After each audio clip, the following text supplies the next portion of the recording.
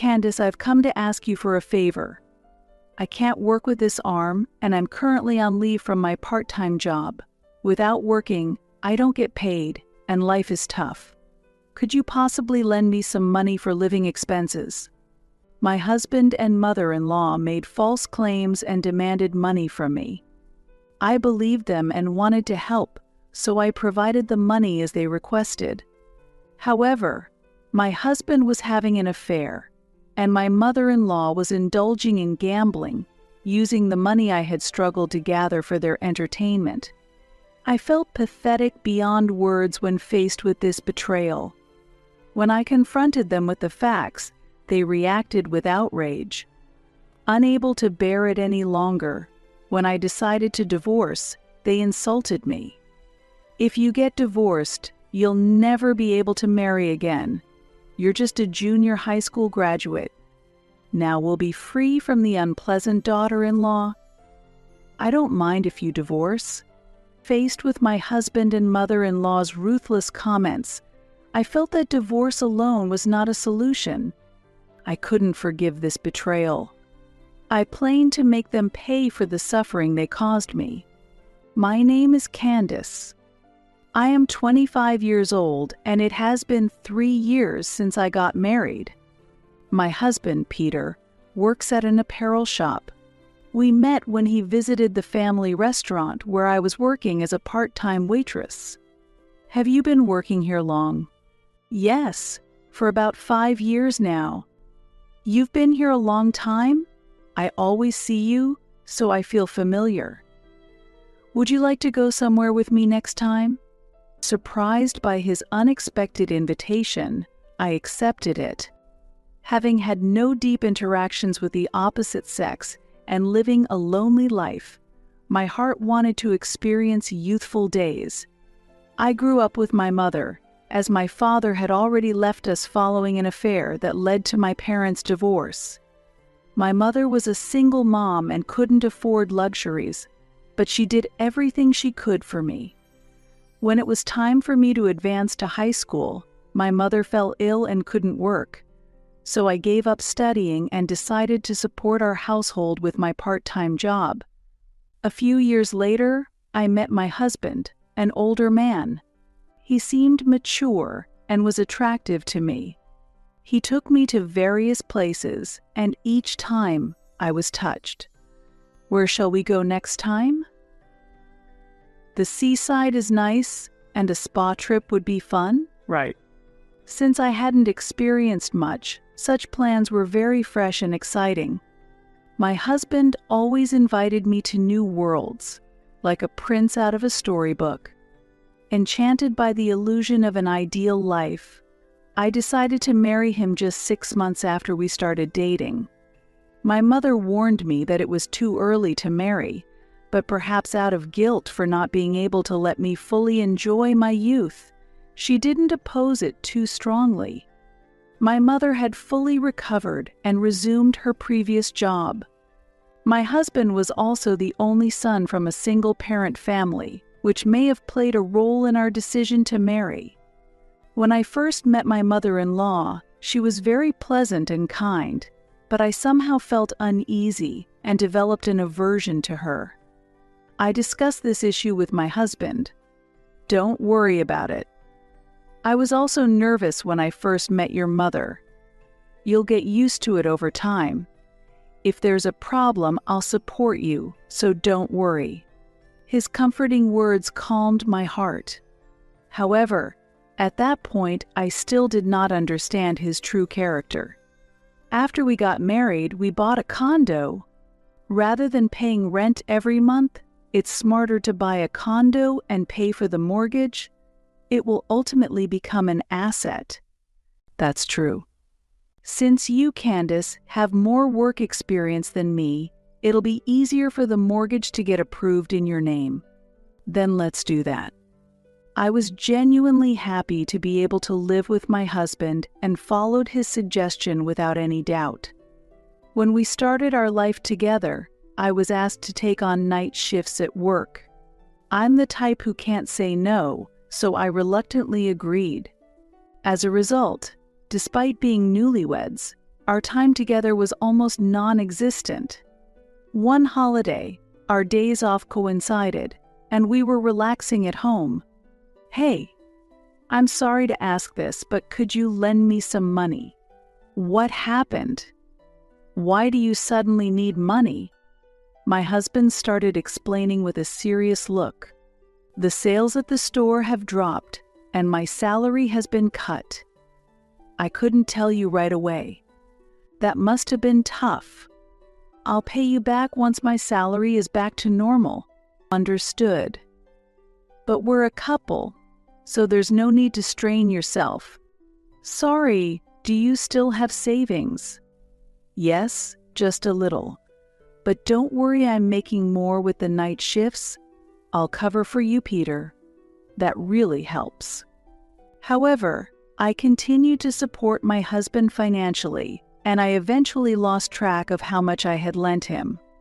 Originally, there should have been no problem, but suddenly my mother-in-law visited. "Susan, what brings you here?" I noticed the bandage wrapped around her arm and asked in surprise.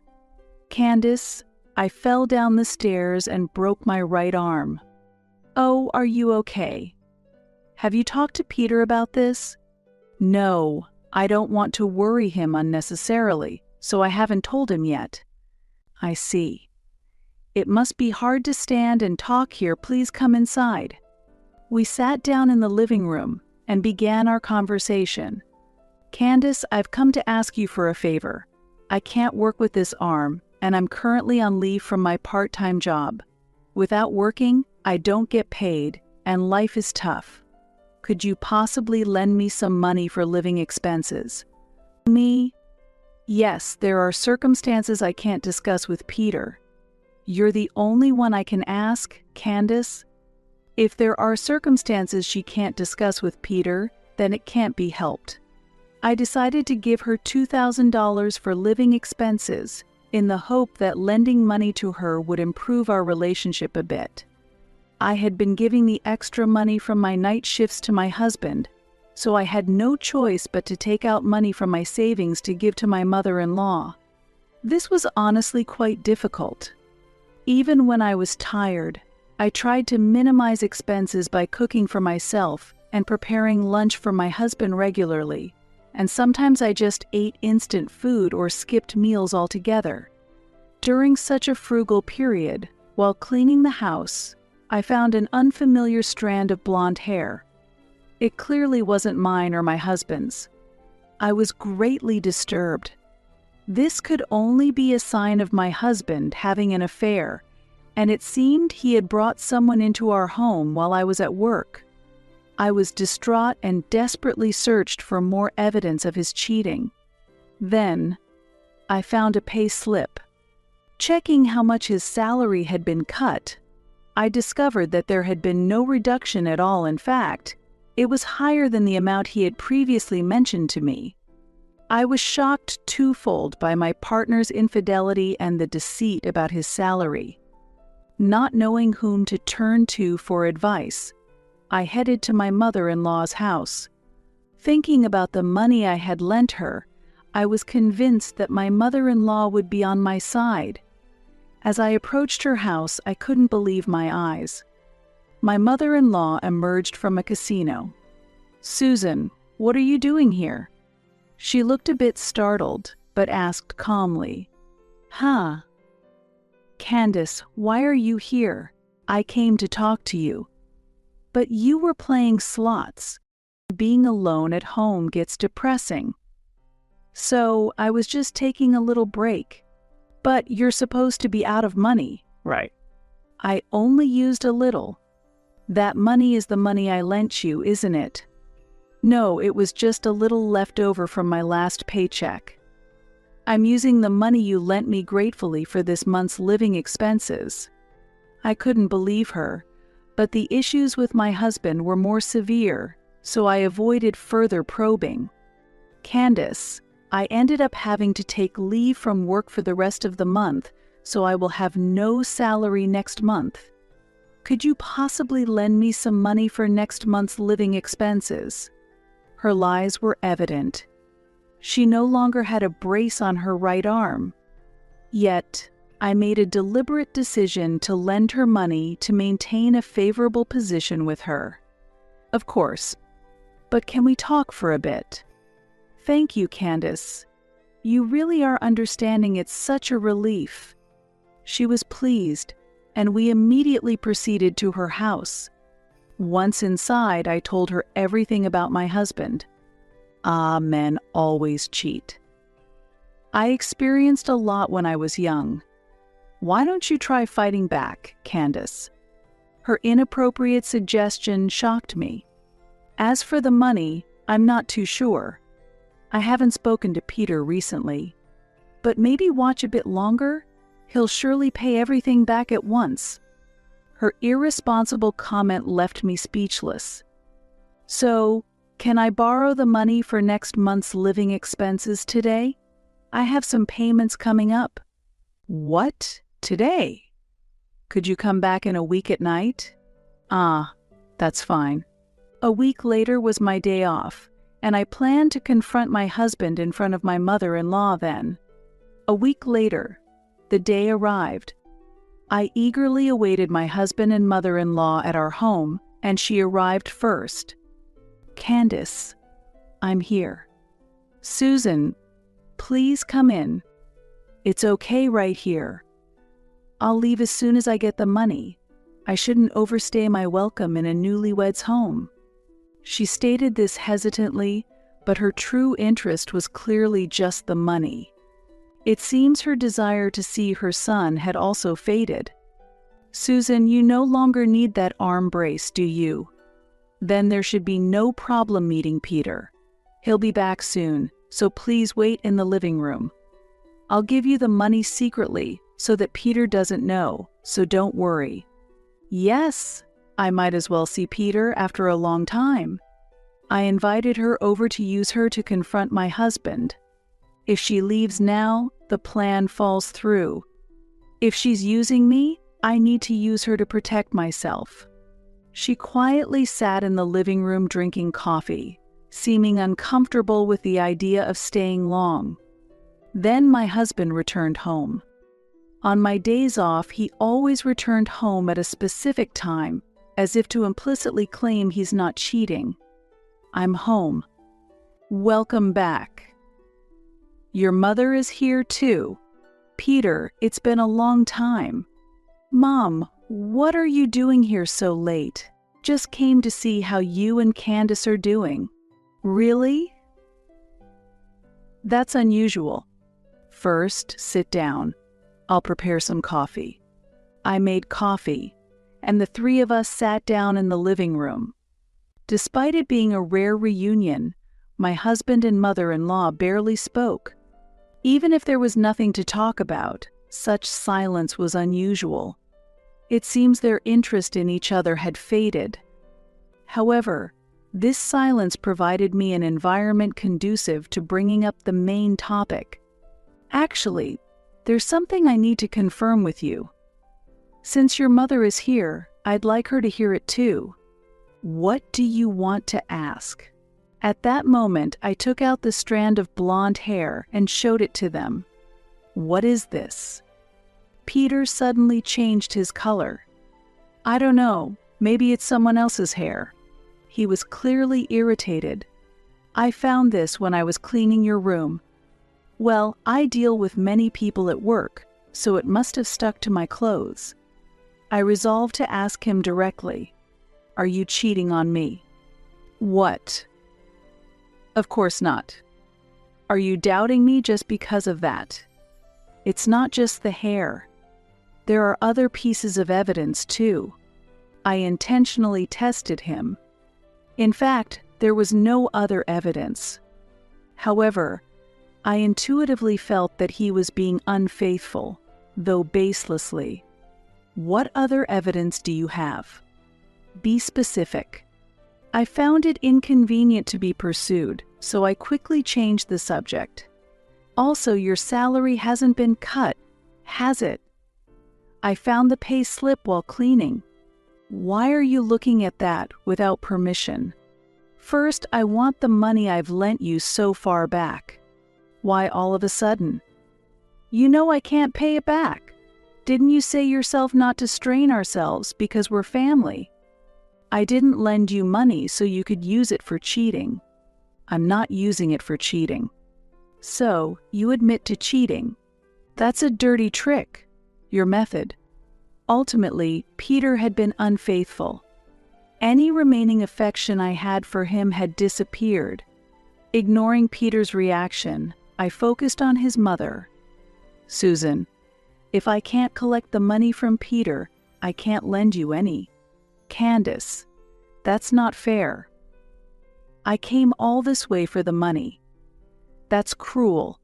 Clearly, both Peter and his mother were only thinking of themselves. It seemed no problem to them that the son was borrowing money from his wife without the mother's knowledge, or that he was having an affair.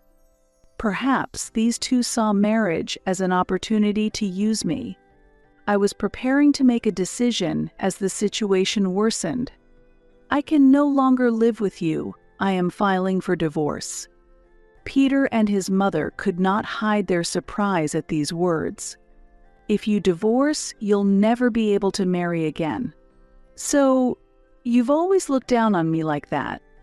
Yes, because you're just a junior high graduate. How does educational background affect marriage? Despite expecting such a reaction, Peter's insults shook me. Candace, calm down. Susan, you only want my money, right? That's not true. I can't lend you any more money. I also need you to return the $2,000 I lent you before. What will you do? My mother-in-law wore an indescribable expression. If that's the case, fine. I have no further business here, so I was just an ATM to you after all. My mother-in-law sighed as if she was fed up. I'll finally be free from this unpleasant daughter-in-law. I don't mind if you divorce. She suddenly changed her tone and expressed her displeasure. Peter appeared uninterested, looking at his cell phone. I don't want anything to do with you anymore.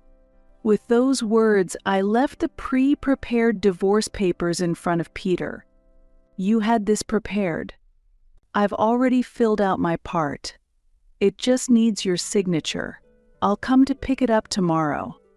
Peter and his mother looked at the divorce papers expressionlessly. Without saying anything, I hurried out of the house and went straight to my parents' house. I'm back. What happened? Why are you alone at this late hour? Mom, it seems I rushed into marriage. I should have listened to your advice. What exactly happened? I explained everything to my mother. So that's what was happening. I should have opposed it more. I'm really sorry. No, but I'm not just going to end it with a divorce. I'll definitely get back the money I lent them, and I'll seek appropriate compensation. But do you have evidence of his infidelity and debt? It's okay. I felt that it might turn out this way today, so I recorded all our conversations earlier.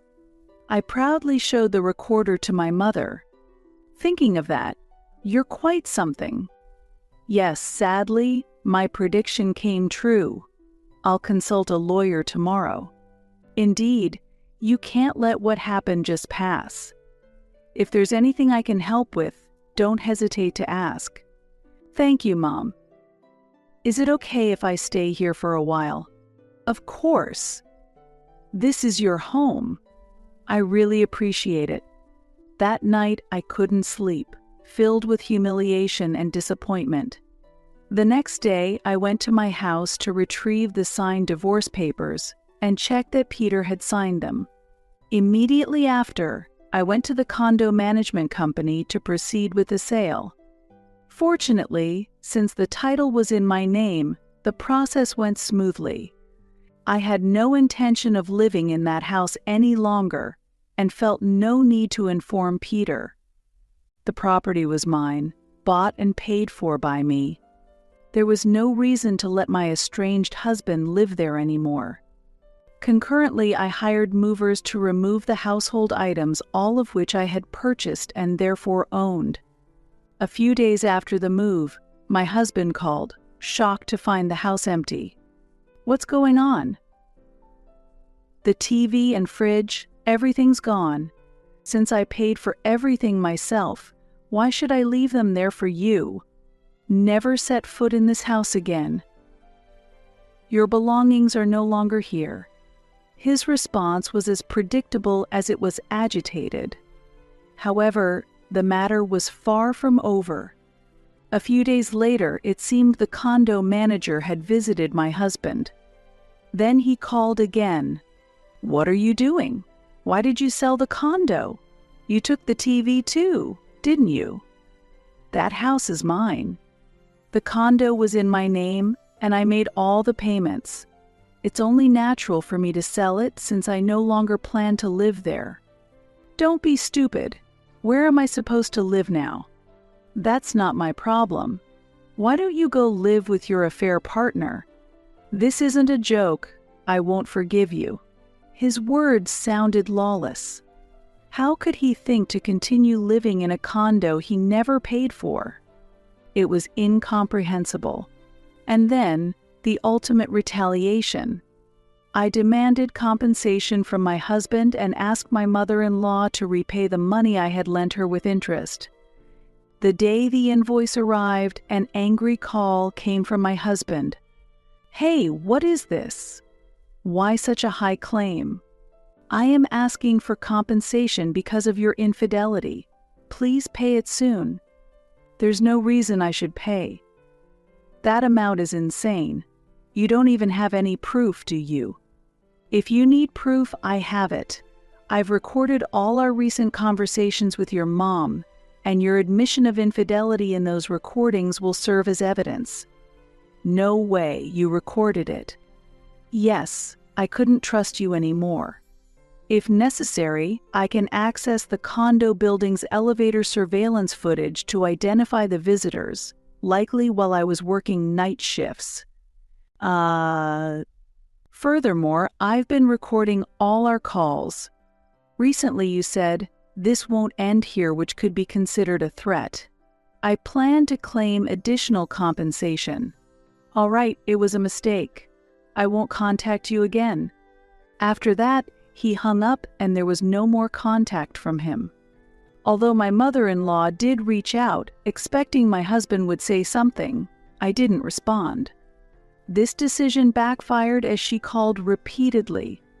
Finally, when I answered, she screamed at me, "So you finally pick up, you terrible daughter-in-law." It seemed she hadn't received any information from my husband. "Listen, I have recorded this call and all recent calls. The fact that I lent you $2,000 and your acknowledgement of it are all recorded. Denying it now is pointless. Why not just pay me back honestly?" Hearing this, my mother-in-law ended the call without a word. Perhaps she realized that arguing was futile. For me, it wasn't about the money, it was about exacting revenge on these contemptuous family members. As a result, my husband lost the condo and had to return to his mother's house. After being ousted from the condo, it seems his affair partner also abandoned him. Despite reaching out to various people, including co-workers, clients, and business partners, the revelation of his infidelity damaged his reputation. He eventually lost his job and had to take up multiple part-time jobs at a much lower salary. This was the result of misusing his wife's money. He is now working day after day to pay the compensation, having lost his job and been deserted by his former lover. My mother-in-law, too, had to stop gambling and started working part-time to pay the compensation I demanded. Fortunately, the persistent contact from my husband and his family ceased, and I now enjoy peaceful days. With the night shifts fully staffed, I was moved to day shifts. During this time, the manager called me in. "I appreciate your support during the night shifts. You've really supported the store, thank you. the higher-ups have noticed, and there's an offer for a full-time position. How about taking this chance to work as a full-time employee? Transitioning from part-time work that I've been doing for a long time to a full-time position was a very welcome proposal. I feel young and the future looks promising, since I've risen from nothing with a middle school education to now being engaged in fulfilling work as a full-time employee.